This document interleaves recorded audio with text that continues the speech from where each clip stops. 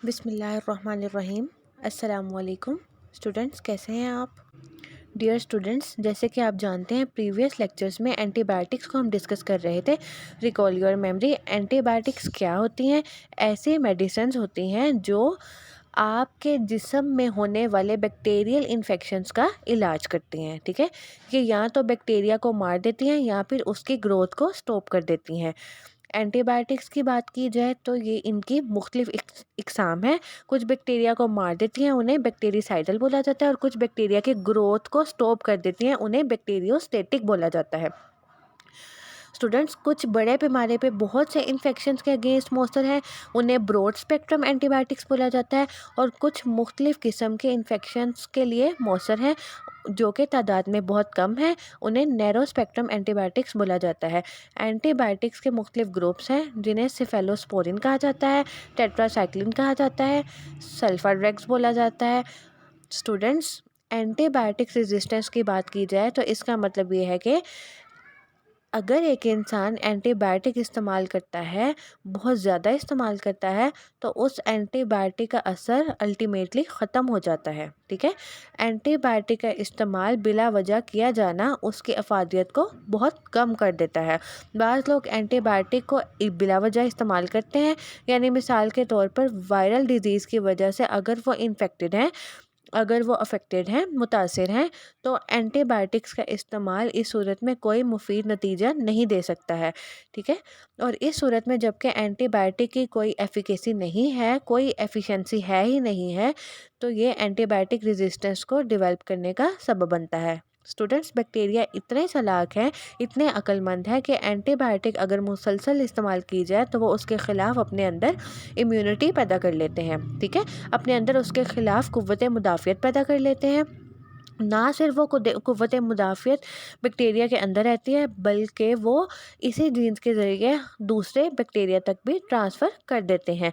इस सूरत में ये एक ख़तरनाक सिचुएशन है और बीमारी का इलाज करना बहुत ज़्यादा डिफ़िकल्ट हो जाता है। अगरचे यहाँ पर कुछ बीमारियाँ ऐसी हैं कि जिनके लिए स्ट्रॉन्ग एंटीबायोटिक्स का काम कर जाती हैं, लेकिन बहुत सी बीमारियाँ ऐसी भी हैं एंटीबायोटिक रेजिस्टेंस की वजह से उनका इलाज करना बहुत मुश्किल हो जाता है, कॉम्प्लिकेशंस आ जाती हैं, पेचीदगियाँ पैदा हो जाती हैं। ठीक है, फॉर एग्जांपल कुछ लोग ऐसे हैं जो रात को नींद ना आने पर नींद की दवाई इस्तेमाल करते हैं और एक वक्त आता है कि वो बेअसर हो जाती हैं। ठीक है, कुछ लोग ऐसे हैं जो बहुत ज़्यादा दर्द की दवा इस्तेमाल करते हैं, ज़रा से सर दर्द पे एंटीबायोटिक ले लेते हैं, उनके लिए भी एंटीबायोटिक आहिस्ता आहिस्ता बेअसर हो जाती है। ठीक है स्टूडेंट्स, इसको एंटीबायोटिक रेजिस्टेंस बोला जाता है बेसिकली।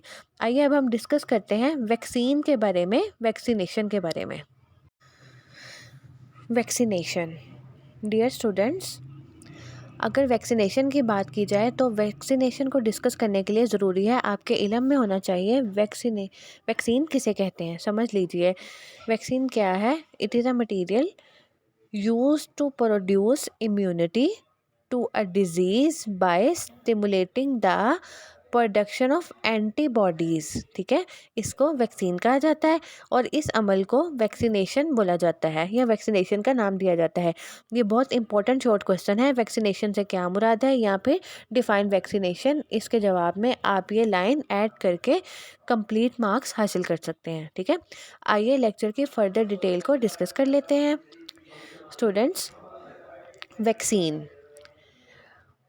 मटीरियल, ठीक है, अगर इसके डेफिनेशन अगर हम देखते हैं प्रॉपर डेफिनेशन तो आप यूँ कर सकते हैं, मटीरियल कंटेनिंग डेड और weakened pathogens and is use to produce immunity to a disease by stimulating the production of antibodies. ठीक है, ऐसा मादा जिसमें मुर्दा या कमज़ोर जरासीम मौजूद हैं और ये इस्तेमाल किया जाता है, इंजेक्ट किया जाता है, एडमिनिस्ट्रेट किया जाता है ताकि उसके अगेंस्ट जिस्म में, बॉडी में कुव्वत मुदाफ़ियत एंटीबॉडीज़ पैदा की जा सकें। इंटेंशनली इंसान अपनी मर्ज़ी से मुर्दा या कमज़ोर जरासीम लेता है, इंजेक्शन की सूरत में, स्प्रे की सूरत में या ड्रॉप्स की सूरत में जिस्म के अंदर दाखिल करता है। जिस्म उनको मजबूत दुश्मन के तौर पर तसव्वुर करता है और उनके अगेंस्ट एंटीबॉडीज़ बनाता है, ठीक है। और अगर इन फ्यूचर ये ताकतवर जरासीम जिस्म में दाखिल होने की कोशिश करते हैं तो जिस्म पे अटैक करने की कोशिश करते हैं, जिस्म में पहले से इम्यूनिटी मौजूद होती है, कुव्वत मुदाफ़ियत मौजूद होती है, इसको वैक्सीन कहा जाता है। स्टूडेंट्स, इसके एग्जाम्पल क्या है वो हम देखते हैं। Number 1 is foot and mouth disease, ठीक है, मवेशियों के अंदर पाई जाती हैं और इनके अगेंस्ट वैक्सीन्स मौजूद हैं। नंबर 2 हेपेटाइटिस, ये स्टूडेंट्स इसके अगेंस्ट भी वैक्सीन मौजूद है। नंबर 3 पोलियो, स्टूडेंट्स इसके अगेंस्ट भी वैक्सीन मौजूद है। इसी तरह से वूपिंग कफ की डिज़ीज़ हो, स्मॉल पॉक्स और काउ पॉक्स की डिज़ीज़ हो, इनके अगेंस्ट भी वैक्सीन मौजूद है।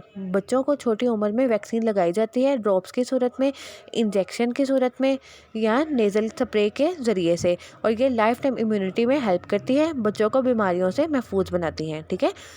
हिस्ट्री, स्टूडेंट्स हिस्ट्री की बात की जाए तो इसकी हिस्ट्री बहुत दिलचस्प है। 1796 में इंग्लैंड का रहने वाला एक मौलिस था, फिजिशियन था, जिसका नाम एडवर्ड जेनर था, ठीक है। अब इस मौलिस ने काम किया, एक गवालन जो कि गाय का दूध धोती थी, उसके अंदर एक बीमारी थी जिसे काउपॉक्स कहा जाता है। इस बीमारी में जिस्म पर दाने निकल आते हैं और उन दानों में पस होते हैं, यानी कि पीप होती है। और हमें मालूम होना चाहिए पीप के अंदर डेड वाइट ब्लड सेल्स भी होते हैं और वीक या डेड पैथोजेंस भी होते हैं, ठीक है।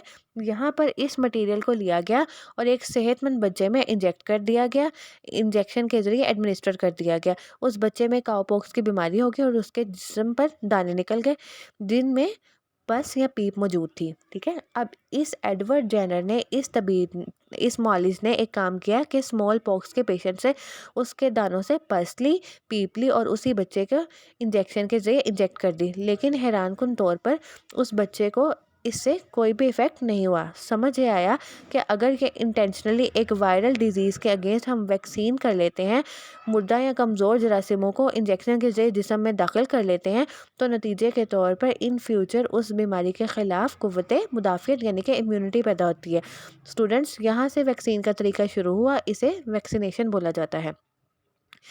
इस वर्ड की बात की जाए जिसे वैक्सीन बोला जाता है, दरअसल लैटिन लैंग्वेज में या लैटिन ज़ुबान में वैका का वर्ड इस्तेमाल होता है। वैका से वैक्सीन का लफ्ज़ लिया गया और वैक्सीन इस्तेमाल करने के प्रोसेस को वैक्सीनेशन का नाम दिया गया।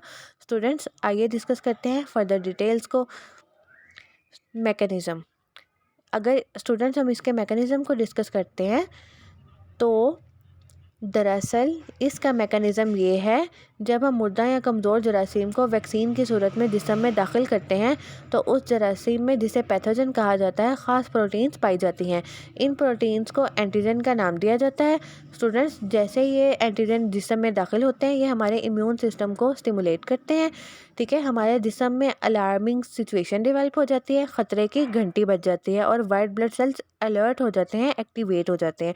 इसके रिज़ल्ट में क्या होता है, उन एंटीजेंस के अगेंस्ट एंटीबॉडीज़ प्रोडक्शन स्टार्ट हो जाती है, ठीक है। स्टूडेंट्स, यहाँ तक ये अमल रुक नहीं जाता बल्कि ख़ास किस्म के मेमोरी सेल्स डेवलप होते हैं और वो इस चीज़ को याद रखते हैं कि कौन सा जरासीम है जो जिस्म में दाखिल हुआ था और उसके अगेंस्ट एंटीबॉडीज़ डेवलप हो चुकी होती हैं। इन फ्यूचर अगर कभी दोबारा वो जरासीम अटैक करने की कोशिश करता है, हमलावर होने की कोशिश करता है, तो उसके मुकाबले में एंटीबॉडीज़ ऑलरेडी मौजूद होती हैं और उसकी एक नहीं चलने दी जाती, ठीक है।